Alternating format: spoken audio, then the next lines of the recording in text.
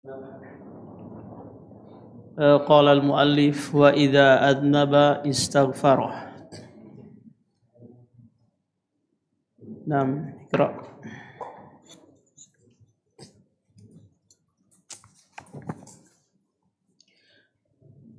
Dan jika berbuat dosa akan beristighfar. Penulis juga memohon kepada Allah Subhanahu wa taala agar setiap orang yang membaca risalah ini dijadikan orang yang apabila melakukan dosa dia akan beristighfar. Yang dimaksud dengan dosa adalah maksiat dan kesalahan yang dengannya seorang hamba mendurhakai Allah Subhanahu wa taala. Semua hamba Allah tidak ada yang luput dari dosa ini setinggi apapun derajatnya kecuali orang-orang yang memang dijaga oleh Allah taala.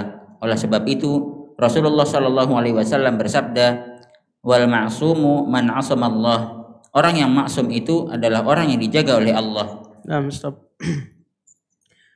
Penulis berkata wa idza adnaba istaghfara.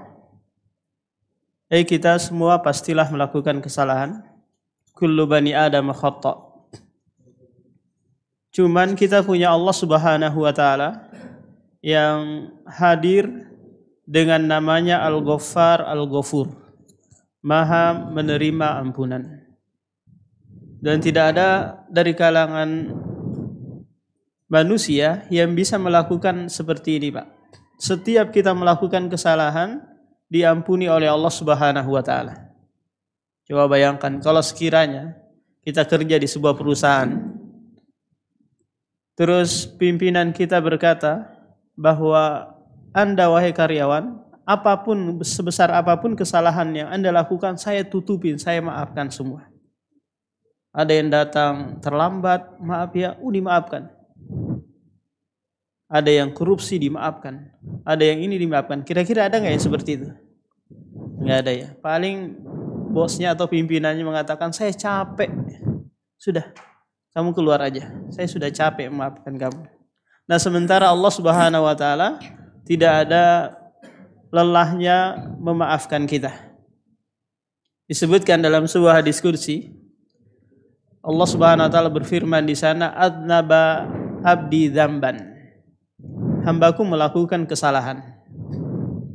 Fa'alima anna lahu rabbun. Lantas dia mengetahui dia memiliki Rabb. Yaghfirudz dzunuba wa ya'khudzu bidzunub. Yang mengampuni dosa-dosanya dan mengadab dia dengan sebab dosanya. Fayaqul, lalu hamba ini berkata apa? Allahumma ighfirli, ya Allah ampunilah aku. Dimaafkan lagi oleh Allah Subhanahu wa taala. Besoknya dia melakukan lagi hal yang sama, minta maaf lagi dan seterusnya. Kata Allah Subhanahu wa taala, lakukanlah dan niscaya aku akan ampuni.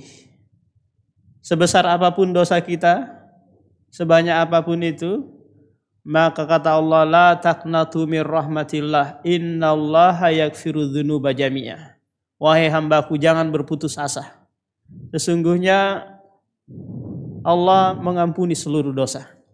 Kira-kira kalau ada orang, Pak, minum khamar, berjudi, ya, di siang hari Ramadan, terus kita datang menyampaikan hal ini, Pak, Bapak, Allah Maha Pengampun, Pak. Sebanyak apapun kesalahan Bapak, pasti Bapak diampuni oleh Allah Subhanahu wa taala. Tenang saja. Ini ayatnya, ini dalilnya, ini dari hadis. Allah Maha Pengampun. Siang ini Bapak melakukan dosa, malam Allah bisa ampuni. Malam Anda berbuat dosa, siangnya Allah bisa mengampuni. Tenang aja. Kira-kira apa yang terjadi, Pak? Dia akan istimrar dalam apa? Dalam kesalahan dan dosa. Nah, cuma di sini penulis membawakan sebuah hadis, yaitu al-ma'sum man asamallah. Maksum itu maknanya adalah orang yang apabila melakukan kesalahan ditegur oleh Allah Subhanahu wa taala. Ini namanya Bapak maksum. Ini berlaku hanya pada nabi. Ditegur oleh Allah Subhanahu wa taala. Bukan dia tidak melakukan kesalahan, cuman kalau melakukan kesalahan ditegur. Contoh, tatkala Rasulullah bermuka masam kepada Abdullah ibnu Ummi Maktum, itu ditegur oleh Allah Subhanahu wa taala, abasa wa tawalla. Tatkala Rasulullah menjauhi istri-istrinya, ditegur langsung oleh Allah, Ya ayyuhan nabiyyu lima tuharrimu ma ahallallahu lak. Wahai Nabi, kenapa engkau mengharamkan apa yang Allah halalkan? Coba langsung ditegur oleh Allah Subhanahu wa taala. Adapun selain Nabi dari kalangan sahabat, tabi'in dan seterusnya, itu tidak ada yang maksum. Paham? Tidak ada yang maksum. Tidak langsung ditegur oleh Allah Subhanahu wa taala. Mungkin ditegur dari temannya atau ditegur dengan musibah dan yang lainnya. Terus terjadinya dosa pada seorang hamba tidak selalu menjadi tanda kekurangan dirinya. Dosa akan menjadi tanda kekurangannya apabila dia tidak beristighfar dan tidak bertaubat darinya. Bila dia beristighfar dan bertaubat, maka itu justru terkadang menjadi sebab tinggi derajatnya. Yang demikian dikarenakan Allah Subhanahu wa taala memuji orang-orang mukmin sebagai orang yang bertakwa, disebabkan mereka melakukan dosa lalu mereka pun beristighfar. Allah berfirman, Innal ladzina taqaw idza massahum ta'ifum minasyaitani tadzakkaru fa idahum mubsirun.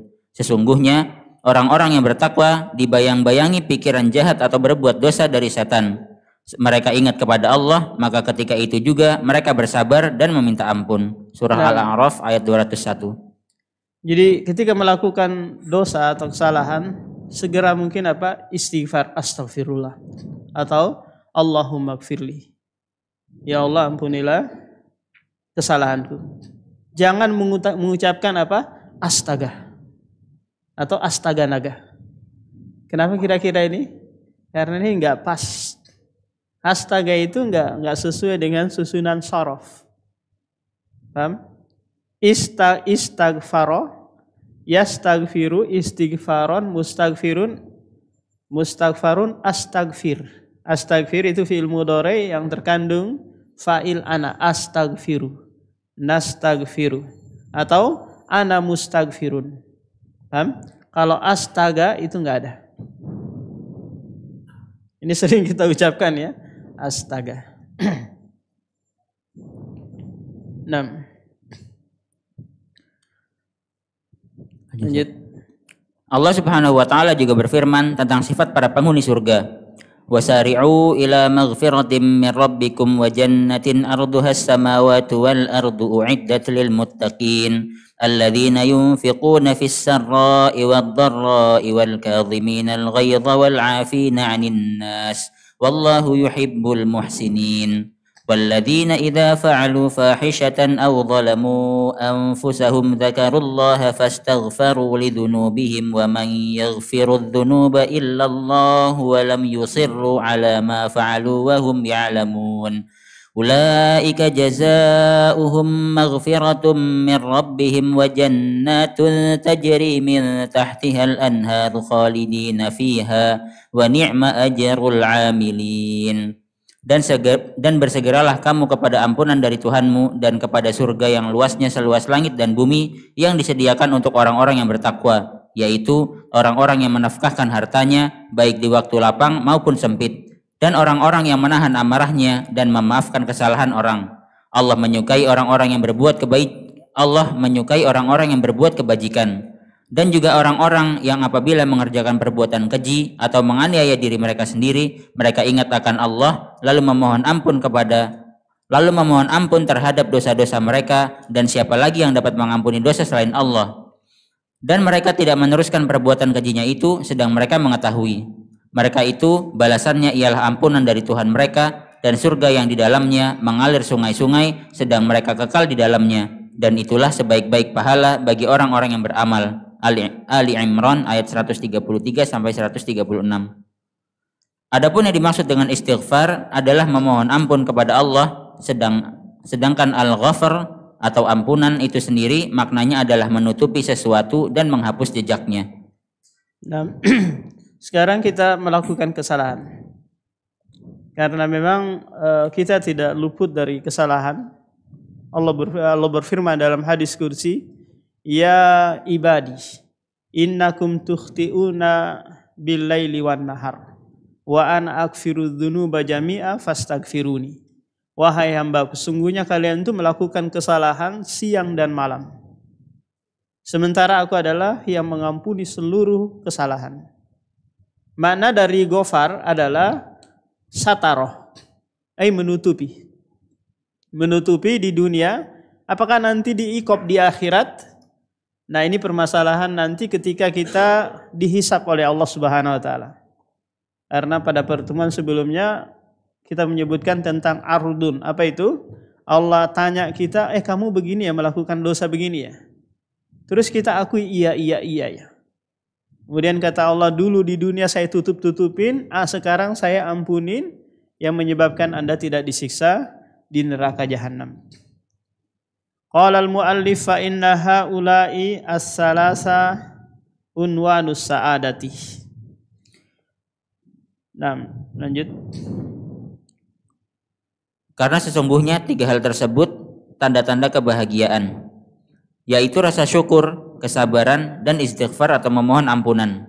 Kebahagiaan itu adalah suatu sifat yang ada pada diri seseorang yang menjadi salah satu sebab hilangnya kegundahan, kesedihan, bersamaan dengan hadirnya ketenangan hati.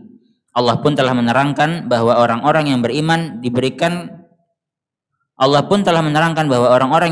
diberikan kepada mereka ganjaran yang baik di dunia dan akhirat. Allah berfirman, wal aqibatu lil muttaqin, dan kesudahan yang baik adalah bagi orang-orang yang bertakwa. Al-A'raf ayat 128. Nah, kata penulis ketiga ini yaitu apa? Idza utiya syakara wa idza butuliya sabara wa idza atnaba istaghfara. Ketiga hal ini adalah unwanus sa'adah, tanda kebahagiaan seseorang. Jika ketiga ini mengiringi kehidupan seseorang. Karena dia hidup di dunia tidak lepas dari 3 hal ini, Pak.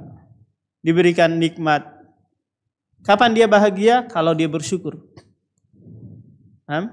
Kalau dia tidak bersyukur, bagaimana caranya? Dia akan penuh dengan kegelisahan. Tidak bahagia. Lihat tetangga punya mobil, gelisahnya minta ampun. Lihat orang, Masya Allah, punya ini, punya itu, gelisah dia. Tidak bahagia. Kenapa? Karena tidak mensyukuri apa yang dia miliki. Maka kata Rasulullah SAW, ciri orang yang bersyukur kalau dia mendapatkan kenikmatan adalah dia melihat apa yang lebih di bawahnya. Contoh, bapak sekarang punya istri 1. Maka jangan lihat istri yang mereka memiliki istri 2. Anda akan gelisah terus kan? Wah, kapan saya ini punya istri 2, 3 dan nilai. Syukuri yang 1. Undur ilaman huwa asfala minkum. Lihat yang ada di bawah kalian. Lihat tuh pemuda-pemuda yang belum nikah. Nador sana sini belum juga ketemu jodohnya. Anda sekarang punya kendaraan bermotor. Jangan lihat mereka yang sudah punya mobil, punya ini, punya itu. Lihat mereka yang ojol sana sini. Kemana-mana harus naik angkot. Maka Anda dapat mensyukuri nikmat Allah. Nah, demikian juga tak kala Anda tertimpa suatu musibah. Kapan Anda bahagia? Kalau Anda bersabar. Kalau Anda tidak bersabar, Anda akan gelisah, sengsara. Sengsara. Tapi Anda tahan jiwa, meyakini bahwa ini adalah dari Allah Subhanahu wa taala. Kemudian yang ketiga, yaitu apa? Jika berdosa, maka segera meminta ampun. Kalau enggak, Bapak akan gelisah terus. Seorang penyair pernah memperumpamakan, orang yang berdosa itu, Pak, atau orang yang berbuat maksiat, seperti orang yang tidur berselimut gitu, sementara ada ular kobra di dalam selimutnya. Kira-kira bagaimana gelisahnya orang ini? Jangankan ular, Pak, curut aja ada di dalam kamar kita. Itu apa namanya? Kita nggak tenang kan hidupnya. Cek kemana-mana. Astagfirullah. Nggak nyenyak tidur kita. Apalagi ular kobra di dalam selimut. Betapa tersiksanya hidup kita. Demikianlah mereka yang berdosa dan tidak meminta ampun kepada Allah Subhanahu wa taala. Itulah kenapa 3 hal ini menjadi unwanus sa'adah. Sertailah kehidupan Anda dengan ketiga hal ini. Jika Anda kepengen bahagia. Tanda kebahagiaan Anda adalah tuma'ninatul qalbi, ketenangan hati, insyirahus sadar, kelapangan dada, ladzatu fit ta'ah, kelezatan di saat beribadah. inilah surga dunia, Pak. Inilah surga dunia. Bukan surga dunia itu punya istri cantik. Paham? Punya istri cantik tapi enggak soleha. Kesana kemari buka auratnya, kesana kemari pajang wajahnya di media sosial. Anda akan sengsara dengan istri yang seperti ini. Paham? Jadi kebahagiaan itu adalah yang tadi kita sebutkan, dan ini adalah surga dunia. Kata Ibnu Taimiyah, inna fid dunya jannatun man lam yadkhulha lam yadkhul jannatal akhirah. Sesungguhnya di dunia itu ada surga. Siapa yang tidak merasakannya, memasukinya, pasti dia tidak akan masuk surga akhirat. Nah, I'lam arsyadakallahu li ta'atihi annal hanifiyyata millata Ibrahim an ta'budallaha wahdahu mukhlishan lahud-dina kama qala ta'ala wa ma khalaqtul jinna wal insa illa liya'buduni. Nah, baca. Ketahuilah, semoga Allah selalu memberimu petunjuk dalam menjalankan ketaatan kepadanya, bahwasanya sesungguhnya hakikat dari ajaran Hanafiyah, agama Nabi Ibrahim alaihissalam, adalah agar engkau beribadah kepada Allah dengan mengikhlaskan ibadah itu hanya untuk Dia semata, sebagaimana dalam firman-Nya yang artinya, dan tidaklah aku ciptakan jin dan manusia melainkan agar mereka beribadah kepadaku saja. Adz-Dzariyat ayat 56.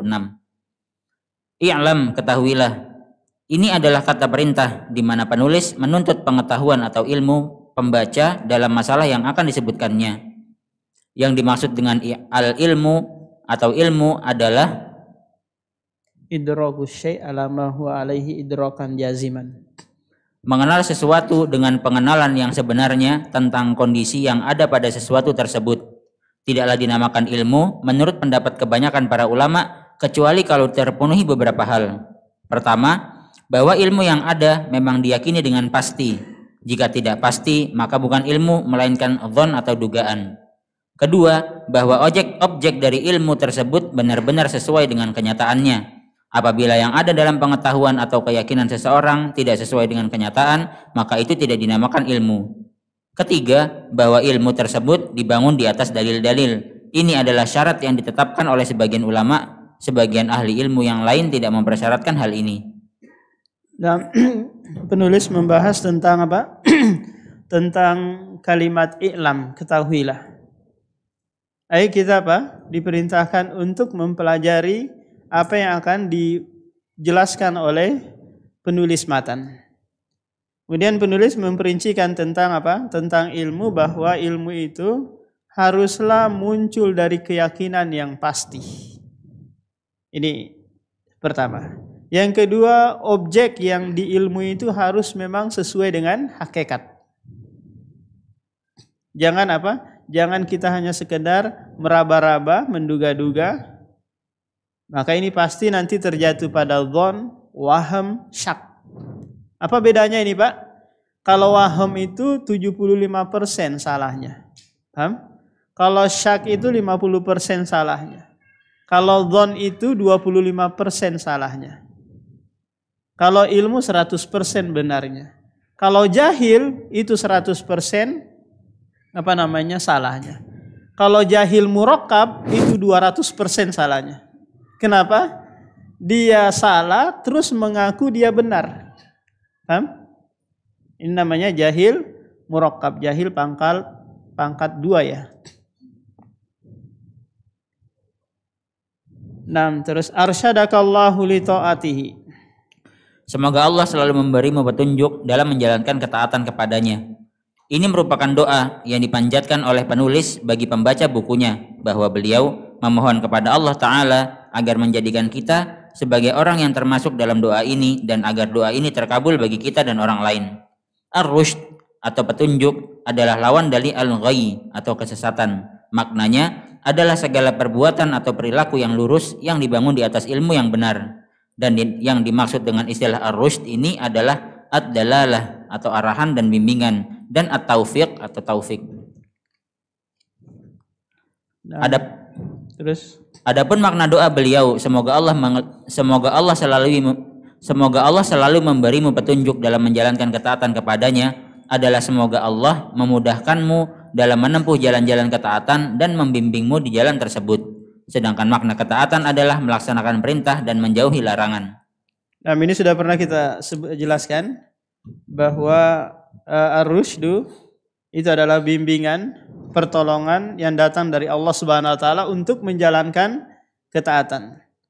Dan ini harus dimohon kepada Allah Subhanahu wa taala karena boleh jadi nanti Pak kita melakukan suatu ibadah yang kita itu benar, menganggap itu benar, ternyata enggak sesuai.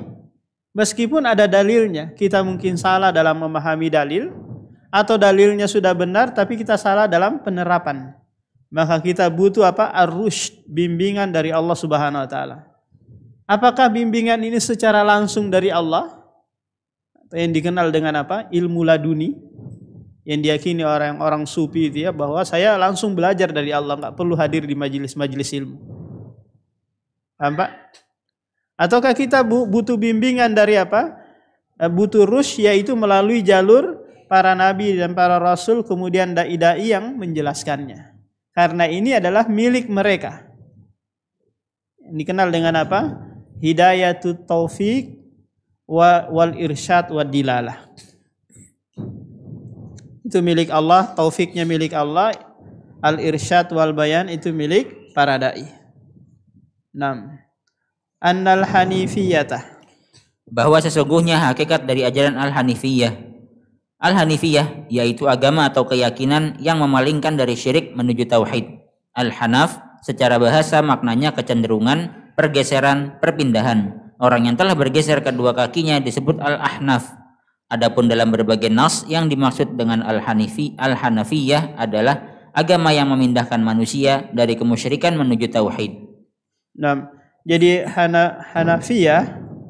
hanifiyah maknanya adalah al-mail. Al-mail, ai kecondongan kepada tauhid, berpaling dari kesyirikan. Harta disebut dengan apa Pak? Mal dalam bahasa Arab. Makanya muncul baitul mal. Baitul mal, baitul mal. Kenapa dikatakan harta itu mal? Dikarenakan yamilun nafsu ilaih. Jiwa manusia itu sangat condong kepadanya. Innahu lihubbil khairi lasyadid. Sesungguhnya manusia itu benar-benar apa? Condong cinta kepada harta. Millata Ibrahimah, agama Nabi Ibrahim. Yang dimaksud oleh penulis dengan agama Nabi Ibrahim adalah syariat dan akidah yang bapak para nabi Ibrahim berada di atasnya. Sementara beliau adalah di antara nabi yang paling utama dan termasuk Rasul Ulul Azmi. Banyak nas yang menyebutkan pujian Allah Subhanahu wa taala kepada beliau. Di antaranya firman-Nya, "Inna Ibrahim kana ummatan qanitan lillah hanifan walam yakun minal musyrikin syakiran li an'umih ijtabahu wa hadahu ila siratim mustaqim." Sesungguhnya Ibrahim adalah seorang imam yang dapat dijadikan teladan, lagi patuh kepada Allah dan hanif. Dan sekali-kali bukanlah dia termasuk orang-orang yang mempersekutukan Tuhan, lagi yang mensyukuri nikmat-nikmat Allah. Allah telah memilihnya dan menunjukinya kepada jalan yang lurus. An-Nahl ayat 120 sampai 121. Nah, jadi hanifiyah itu adalah millah, agamanya Ibrahim alaihi salam. Agama Ibrahim adalah agama yang tumbuh di atas fitrah atau tauhid. Kenapa? Karena Ibrahim ini sejak dilahirkan oleh ibunya, dia ditaruh di dalam gua agar menghindari kejaran atau pembunuhan dari raja yang mengincar bayi-bayi laki-laki pada waktu itu. Akhirnya ibu dan bapaknya Azar menaruhnya di dalam gua. Tidak diberikan makan. Akhirnya tumbuh Ibrahim ini dengan fitrahnya. Apa itu fitrah Pak? Yaitu agama Islam. Paham? Karena Rasulullah bersabda, kullu mauludin yuladu alal fitrah. Setiap anak yang lahir itu dilahirkan di atas agama Islam. Fa'abawahu ayyuwahidani au yunassirani au yumajjisani. Kedua orang tuanya lah nanti yang menjadikan dia Yahudi, Nasrani, dan Majusi. Coba Bapak kalau punya ini dibiarkan gitu saja, nggak ada yang gangguin dia, dia akan tumbuh apa? Dengan fitrahnya. Nah, lingkungan ini yang akan merubah dia, bayi tersebut. Kemudian pencarian, dia berusaha apa? Mencari Tuhannya. Ibrahim alaihissalam melihat bulan, melihat bintang, melihat ini, terus berkata, ini adalah Robku. Tak kala tenggelam matahari tersebut, enggak mau lagi dengan Tuhan itu. Pencarian, akhirnya dia mendapatkan Tuhannya, yaitu Allah Subhanahu wa Ta'ala. Terus anta'budallaha adalah agar engkau beribadah kepada Allah. Makna ibadah adalah penghinaan diri atau penghambaan dan pengorbanan dalam ketaatan kepada Allah Subhanahu wa Ta'ala. Suatu ketaatan tidak dianggap sebagai ibadah kecuali jika memenuhi beberapa rukun. Pertama, pengorbanan dan penghinaan diri atau penghambaan. Karena dalam bahasa Arab, ibadah maknanya adalah al-khudu' atau pengorbanan, dan at-tadallul atau penghinaan diri dan penghambaan. Jika bangsa Arab menyebut ungkapan tariqun mu'abbad, jalan yang diinjak-injak, maknanya adalah jalan yang dihinakan atau diinjak-injak manusia sehingga menjadi mudah dan nyaman untuk melintasinya. Dan kedua, al-khauf atau rasa takut, di mana seorang manusia takut apabila Allah Subhanahu wa Ta'ala menghukumnya apabila dia meninggalkan ibadah dan mengerjakan maksiat. Terdapat dalil yang memerintahkan kita untuk takut kepada Allah seperti firman-Nya, wa khafuni in kuntum mu'minin. Tetapi takutlah kepadaku jika kamu benar-benar orang yang beriman. Ali Imran ayat 175. Ketiga, ar-raja atau pengharapan, yaitu mengharapkan pahala dan ganjaran dari Allah. Sebagaimana Allah Subhanahu wa Ta'ala berfirman, innal ladzina amanu wal ladzina hajaru wa jahadu fi sabilillah ulaika yarjuna rahmatallah. Sesungguhnya orang-orang yang beriman, orang-orang yang berhijrah dan berjihad di jalan Allah, mereka itu mengharapkan rahmat Allah. Al-Baqarah ayat 218. Keempat adalah mahabbah atau rasa cinta, di mana seorang hamba beribadah dengan rasa cinta kepada Allah Subhanahu wa Ta'ala. Allah berfirman, walladzina amanu asyaddu hubban lillah. Adapun orang-orang yang beriman amat sangat cintanya kepada Allah. Al-Baqarah ayat 165. Anta'budallah, engkau beribadah kepada Allah Subhanahu wa Ta'ala. Timbul pertanyaan sekarang, Pak. Kenapa Allah memerintahkan kita beribadah? Kenapa enggak yang lain saja? Dia menciptakan kita untuk beribadah. Dia menyuruh kita beribadah, ibadah terus. Ternyata ibadah itu adalah hakikat kehidupan kita yang sebenar-benarnya, Pak. Kita kalau mau hidup sebagaimana hakikat manusia, maka harus beribadah. Kalau tidak, maka kehidupan Anda seperti kehidupan bahimatul an'am. Seperti apa? Hewan yang hanya mengedepankan perut, syahwat perut dan syahwat kemaluan. Paham? Sementara kalau Anda beribadah, ini adalah hayatun hakikiyatan lak. Kehidupan yang hakiki bagi Anda. Allah Subhanahu wa Ta'ala berfirman dalam surah Yunus ayat 24, ya ayyuhalladzina amanu stajibu lillahi walir rasul idza da'akum lima yuhyikum. Wahai orang-orang yang beriman, penuhilah seruan Allah dan Rasulnya apabila keduanya mengajak kalian kepada kehidupan yang hakiki. Paham? Jadi ibadah yang kita lakukan ini adalah sebenarnya kehidupan kita yang hakiki. Kalau kita enggak beribadah, Pak, pasti kehidupan kita itu seperti kehidupan hewan. Itu sudah otomatis. Paham? Ini alasan yang pertama.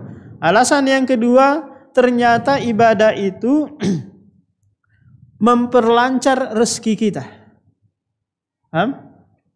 Jangan dibayangkan bahwa kalau saya ibadah terus, anak istri saya mau makan apa? Paham? Saya butuh uang, saya butuh ini. Kalau saya di masjid kajian, sholat ini, saya butuh apa? Saya dapat dari mana nanti? Orang yang seperti ini suudzon kepada Allah Subhanahu wa Ta'ala, berprasangka buruk kepada Allah. Sementara Allah berfirman di dalam hadis qudsi, ya ibadi tafarraq li ibadati amla usadraka ginan wa asudda faqrak. Wa illa taf'al mala'tu yadaika syuglan walam asudda faqra. Wahai hambaku, sibukkan ibadah kepadaku. Niscaya aku akan tutupi kefakiran. Aku penuhi kekayaan di dalam hatimu. Kalau tidak, maka aku akan sibukkan kedua tanganmu dengan kesibukan yang tiada hentinya. Dan aku tidak tutup kefakiranmu. Nah, yang jadi masalah terkadang kalau yang kerjaannya seperti ojol gitu ya. Biasanya diuji dengan apa? Ketika adzan berkumandang banyak pesanan masuk. Banyak orderan masuk. Aduh. Mana nih ya?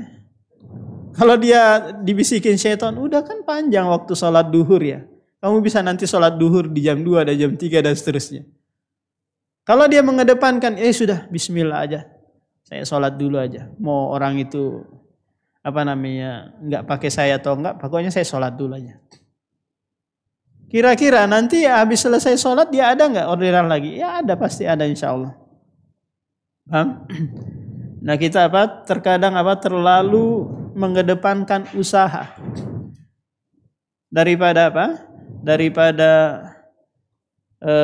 bantuan dari Allah Subhanahu wa taala. Nah, di sini penulis menyebutkan ada 4 rukun ibadah. Yang pertama adalah al-khudu. Ini lebih tepat ya daripada at-tadallul. Al-khudu ini lebih tepat, yaitu merendahkan diri dalam beribadah kepadanya. Yang kedua adalah al-khauf, rasa takut. Kemudian yang ketiga ar-roja, berharap. Yang keempat al-mahabbah. Jadi al-mahabbah dan ar-roja itu Pak merupakan motor pendorong agar kita beribadah terus menerus. Kalau tidak ada harapan di dalam diri kita di saat beribadah Pak, maka kita nanti seperti tukang-tukang itu yang dia bekerja mulai dari pagi sampai jam 8, dari jam 8 sampai jam 5 sore. Ketika bosnya atau mandornya mengatakan bahwa maaf Pak, saya nggak gaji kamu selama berapa bulan ke depan, nah lagi nggak ada uang. Kira-kira dia semangat nggak Pak bekerja? Dia lemas kan bekerja ya. Aduh, nggak ada harapan lagi sudah. Istri saya butuh sembako, anak saya butuh susu, tapi ternyata nggak ada. Maka dia akan beralih ke pekerjaan yang lain. Yang di sana ada harapan yang dia akan bisa dapat. Nah, tapi kalau dia bilang, udah Pak, saya cinta pekerjaan ini. Bapak nggak gaji saya tetap akan bekerja di sini. Karena saya sudah cinta dengan pekerjaan ini dan cinta dengan Bapak. Berarti masih ada motor penggerak ini. Tapi kalau sudah rasa bencinya nggak ada, dia hanya benci saja kepada pekerjaannya dan akhirnya apa? Yang ada tidak ikhlas, terpaksa bekerja. Kemudian rasa takut. Rasa takut ini juga yang menyebabkan seorang itu tetap berada di rel ketaatan. Kalau rasa takutnya sudah nggak ada, maka puasa dia tinggalkan, sholat dia tinggalkan, ibadah dia tinggalkan. Kenapa? Karena rasa takut sudah nggak ada. Wahdahu, dia semata, yaitu menjadikan ibadah hanya untuk Allah semata, tidak memalingkannya sedikit pun kepada selainnya dari kalangan hamba atau apapun juga. Mukhlishan lahuddin, dengan mengikhlaskan agama itu hanya untuk Allah semata, yaitu mengesahkan ketaatan dan penyembahan untuk Allah Subhanahu wa taala semata. Allah berfirman, "Fa'budillaha mukhlishal lahuddin." Maka sembahlah Allah dengan memurnikan ketaatan kepadanya. Az-Zumar ayat 2. Yang dimaksud dengan ad-din atau agama dalam ayat ini adalah ketaatan. Inilah yang menjadi tujuan para rasul dahulu diutus untuk meluruskannya. Dalilnya adalah firman Allah taala, "Walaqad ba'atsna fi kulli ummatin rasulan an i'budullaha wajtanibut taghut." Dan sesungguhnya kami telah mengutus rasul pada tiap-tiap umat untuk menyerukan sembahlah Allah saja dan jauhilah taghut itu. An-Nahl ayat 36. Kita diperintahkan beribadah ikhlas kepada Allah, memperuntukkan hanya untuknya. Sementara Allah Subhanahu wa taala tidak butuh ibadah kita. Tidak butuh dengan ibadah kita.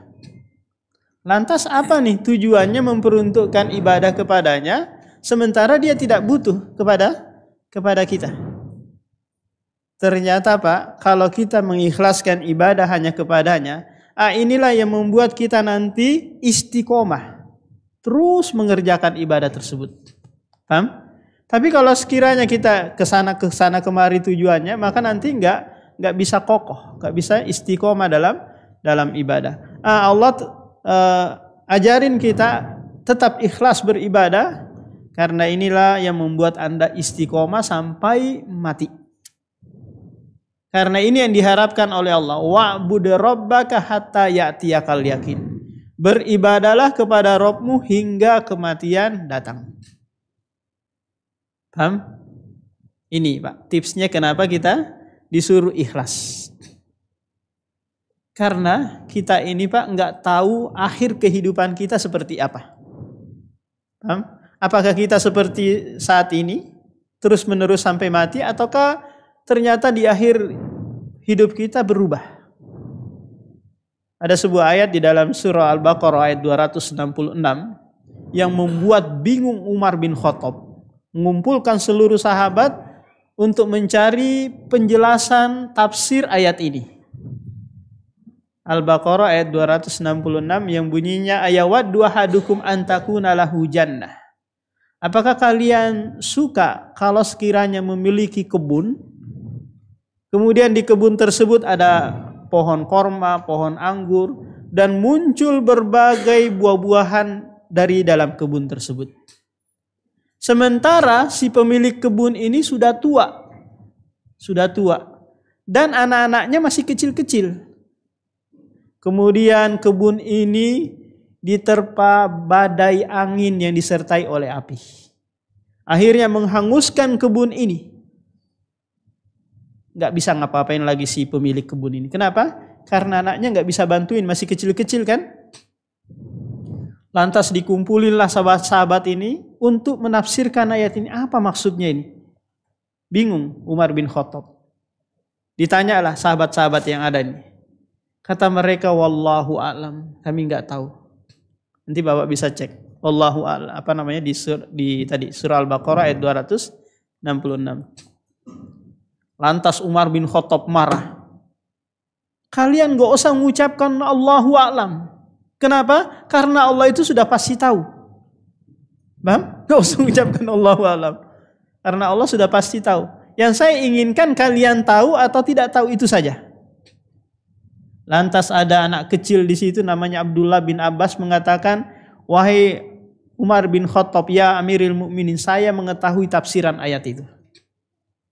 Tafsiran ayat itu, kata Abdullah bin Mas'ud, diperuntukkan bagi mereka yang sudah tua, semasa hidupnya rajin beribadah, ternyata di akhir ujung hayatnya Allah mengutus syaitan kepadanya, lantas membisikkan perbuatan maksiat, kemudian dia berbuat maksiat yang menyebabkan seluruh amalannya terhapus.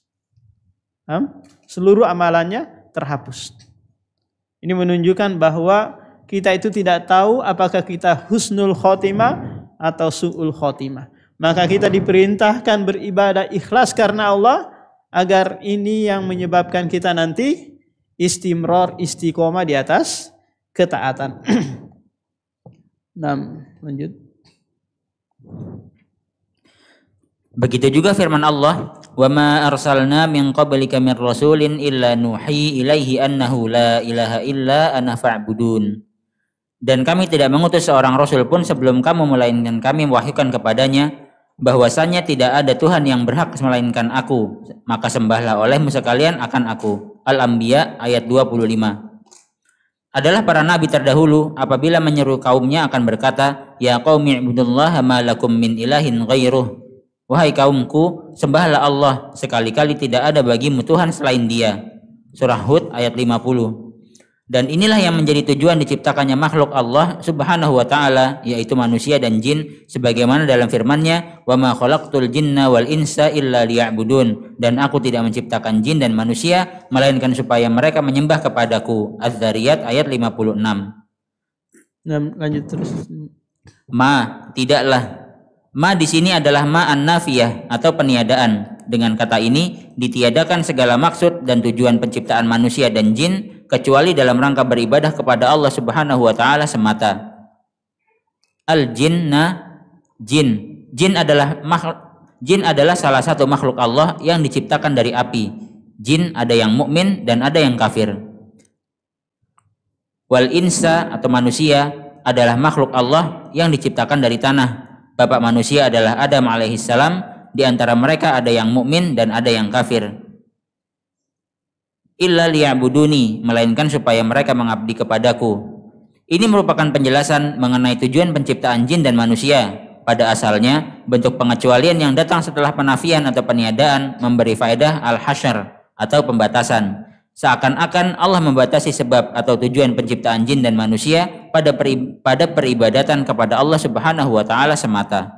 Nah, ayat terakhir yang dibawakan penulis di sini, wa ma khalaqtul jinna wal insa illa liya'buduni. Ayat yang sering kita dengar, hikmah dan tujuan penciptaan jin dan manusia, yaitu apa? Untuk beribadah.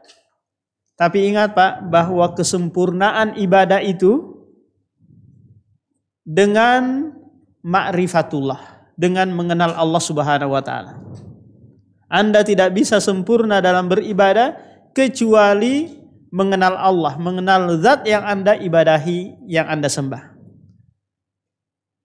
Allah sebutkan tujuan penciptaan langit, bumi, dan apa yang ada di dalam keduanya itu lima'rifatillah, untuk mengenal Allah. Ayatnya di surah At-Talaq ayat 12. Allahul ladzi khalaqa sab'a samawati wa minal ardi mislahunna yatanazzalul amru bainahunna lita'lamu annallaha ala kulli syai'in qadir wa annallaha qad ahata bikulli syai'in ilma. Allah lah yang menciptakan 7 lapis langit, 7 lapis bumi, dan apa yang ada di antara keduanya, Pak. Tujuannya apa? Lita'lamu annallaha ala kulli syai'in qadir. Agar kalian mengetahui bahwasanya Allah Maha Mampu dan ilmu Allah meliputi segala sesuatu. Kalau kita gabungkan ayat ini dengan ayat dalam surah Az-Zariyat ini, maka kita bisa mengambil kesimpulan bahwa tujuan penciptaan alam semesta ini ada 2. Apa itu? Beribadah dan mengenal Allah. Dan ibadah tidak akan sempurna kecuali bima'rifati al-khaliq, dengan mengenal zat yang kita ibadahi.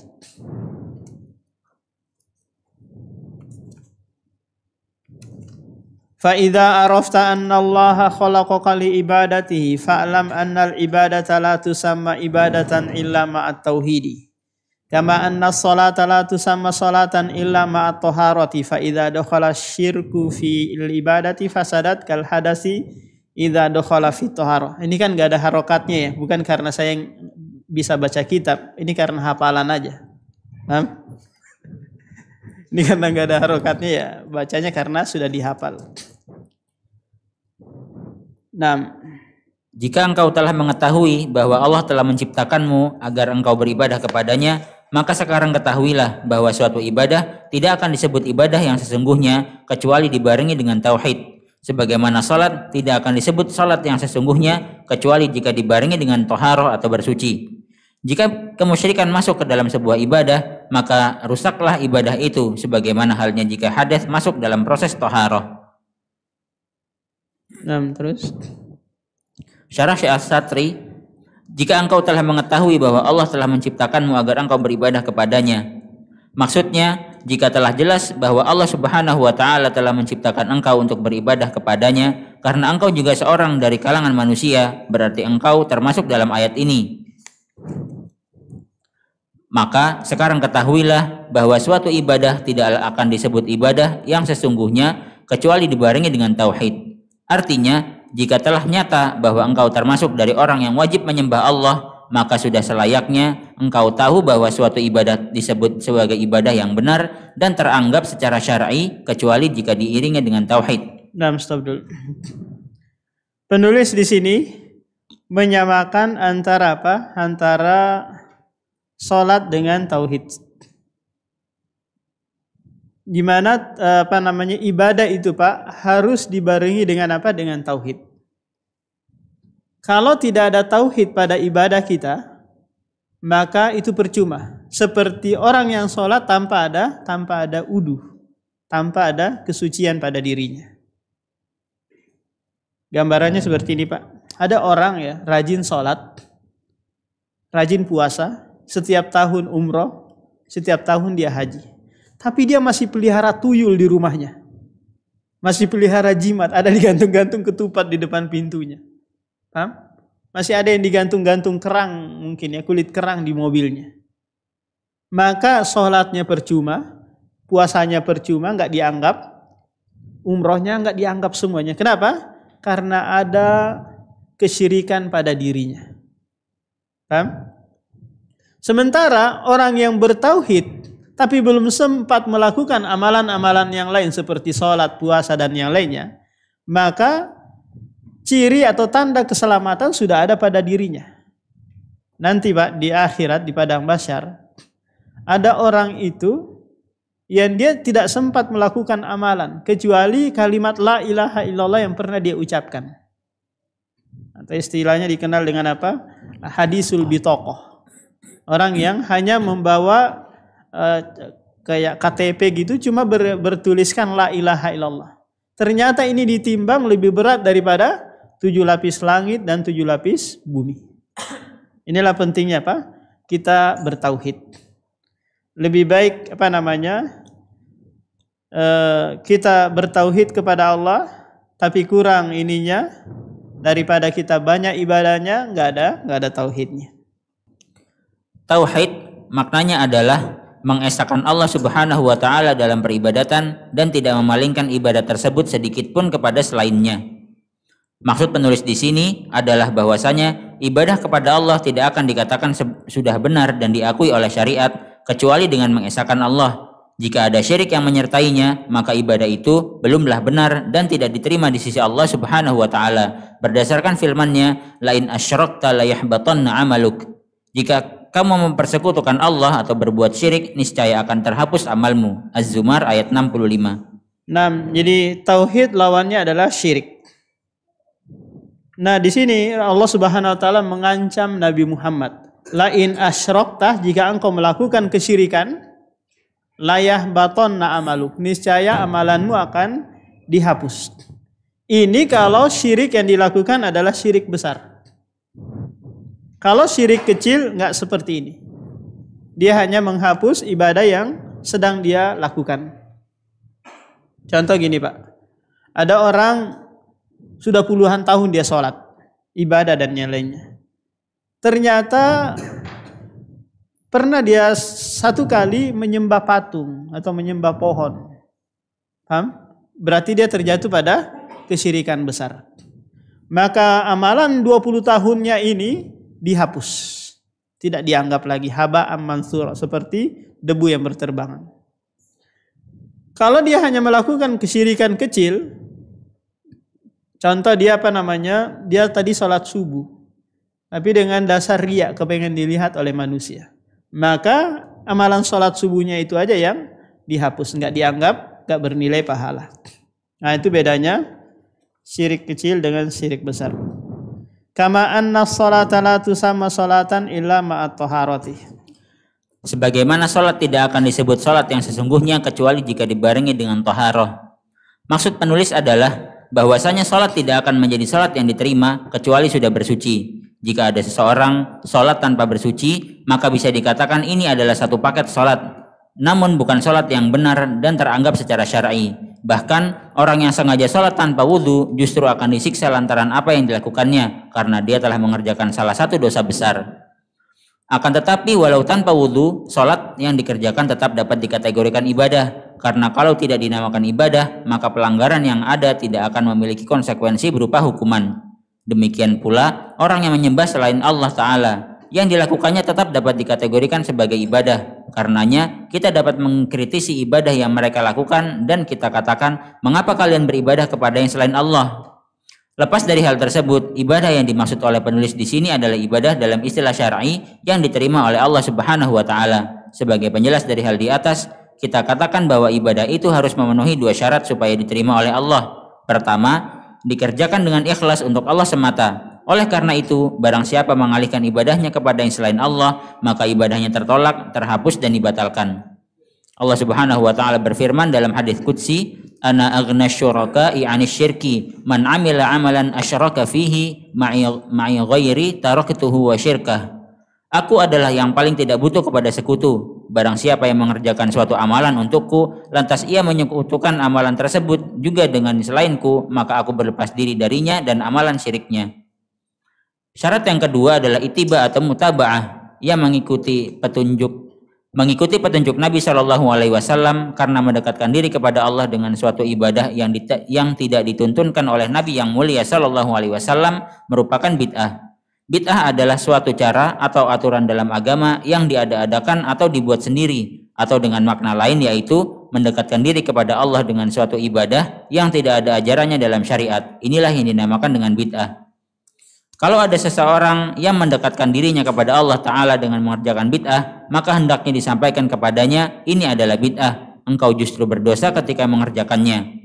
Akan tetapi ini tidak bermakna dia telah keluar dari agama Islam. Sebagaimana dalam masalah sholat misalnya, sholat tidak akan dinamakan sholat jika tidak bersuci. Jika ada orang sholat, kita tanya apakah dia sudah bersuci sebelum memulai sholatnya. Jika dia mengatakan belum, berarti sholatnya tidak sah. Seperti ini juga dalam masalah tauhid dalam ibadah kepada Allah Subhanahu wa taala, tidak akan sah kecuali memenuhi 2 syarat, dikerjakan hanya untuk Allah dan dikerjakan sesuai petunjuk Nabi. Nah, terus sebagaimana sholat tidak dinamakan sholat kecuali jika telah bersuci, maka ibadah tidak dinamakan ibadah dalam makna yang syar'i kecuali jika diikuti dengan tauhid kepada Allah Subhanahu wa taala. Barang siapa menyembah yang selain Allah Subhanahu wa taala, maka dia berbuat syirik atau menyekutukan Allah dalam ibadahnya. Yang dia kerjakan kita katakan sebagai ibadah dengan makna secara bahasa saja. Adapun dalam makna syar'i, maka tidak disebut ibadah yang benar dan tidak diterima di sisi Allah taala. Nah, lanjut. Jika kemusyrikan masuk dalam sebuah ibadah, maka rusaklah ibadah itu. Hal ini sebagaimana dalam firman Allah Subhanahu wa taala, "La in asyrakta la yahbatanna 'amaluka." Jika kamu mempersekutukan Allah, niscaya akan terhapus amalmu. Sebagaimana halnya jika hadas masuk dalam proses taharah. Sebagaimana taharah yang apabila masuk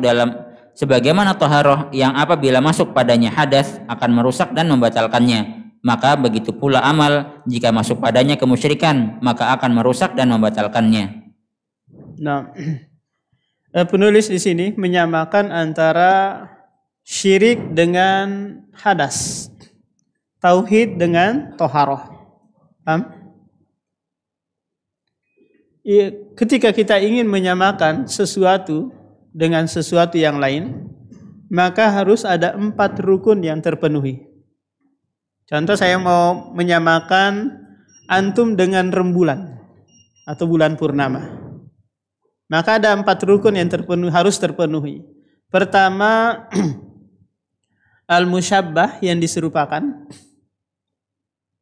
Yang kedua, al-musyabbahu bih yang diserupakan dengannya. Kemudian yang ketiga, wajhu syabah, sisi kesamaan. Yang keempat adalah alatut tasbih, alat penyerupaan. Saya mengatakan antum ini seperti bulan. Paham? Antum seperti bulan. Sama-sama bulat mungkin atau sama-sama bercahaya mungkin. Paham? Nah, antumnya adalah musyabbah yang diserupakan. Bulannya adalah musyabbahu bi yang diserupakan dengannya. Kemudian di sini pentingnya adalah wajhu syabah, sisi kesamaannya apa? Paham? Karena 2 hal ini harus ada yang menghubungkannya. Yaitu apa? Namanya wajhu syabah, sisi kesamaan. Dan ini nanti dibahas panjang lebar di ilmu balaghah. Sekarang kita masuk ke syirik dengan hadas.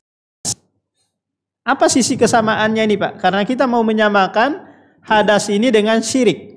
Ya kan? Hadas dengan syirik.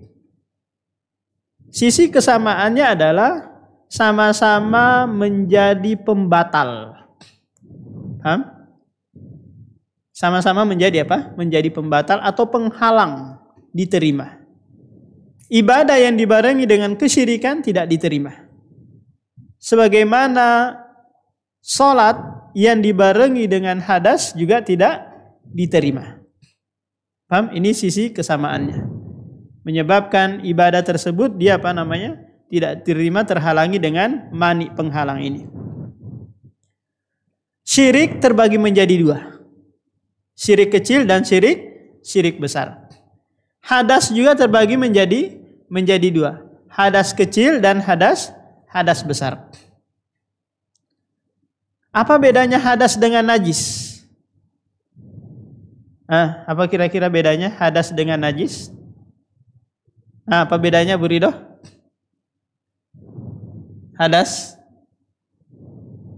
itu menghalangi sehatus sholat, sahnya sholat. Kalau najis belum tentu.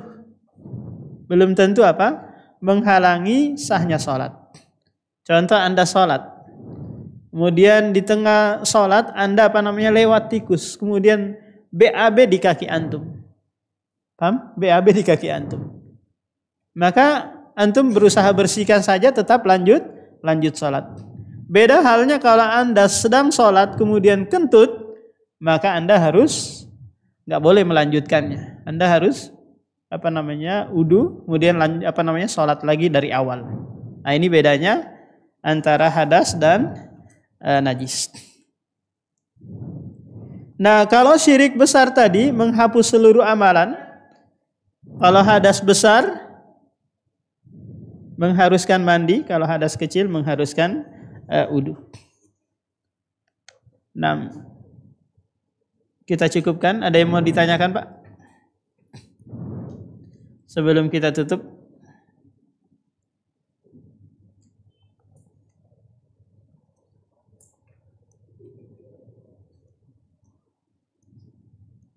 Nah, kalau tidak ada kita tutup. Subhanakallahumma wa bihamdika asyhadu an la ilaha illa anta astaghfiruka wa atubu ilaik.